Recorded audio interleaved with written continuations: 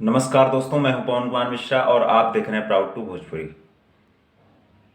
Hello global music junction, तुम्हारा दिमाग खराब हो गया है क्या यार? मतलब हद है यार।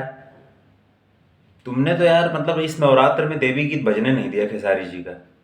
एक भी देवी गीत खेसारी जी का हिट नहीं है।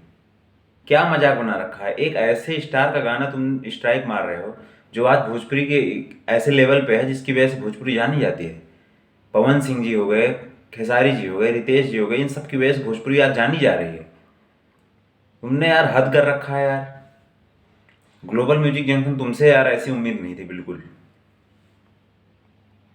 दोस्तों, मैं आपको बता दूं कि खेसारी जी के का जितना भी गाना था वो बारी बारी से डिलीट किया जा रहा है। इस नवरात्र का एक भी देवी गीत इन्होंने हिट नहीं होने दिया।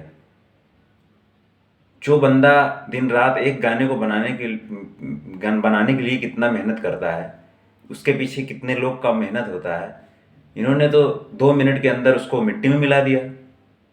दोस्तों, मैं आप सबको बता दूं कि अब बहुत बड़ी साजिश चल रही है भोजपुरी के सबसे बड़े गाना कोको कोला को डिलीट करने की। खेसारी जी का जो कोको कोला गाना है उसको डिलीट करने की साजिश चल रही है। और अगर वो गाना डिलीट हो गया तो कसम से बता रहा हूँ कि इतनी बदनामी होगी कि पूछो मत। ऐसे कंपनियों को बायकॉट करना चाहिए। ग्लोबल म्यूजिक जंक्शन वालों को बायकॉट करना चाहिए। ऐसा नहीं करना चाहिए।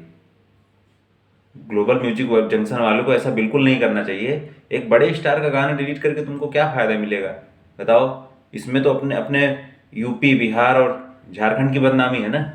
बिहार, हम सभी भोजपुरी वासियों को की बदनामी है।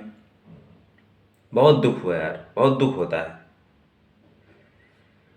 जिन्होंने हमारे इस चैनल को सब्सक्राइब नहीं किया है, कृपया हमारे इस चैनल को सब्सक्राइब करें। मिलते हैं अगले वीडियो में, तब तक के लिए धन्यवाद। Love you all.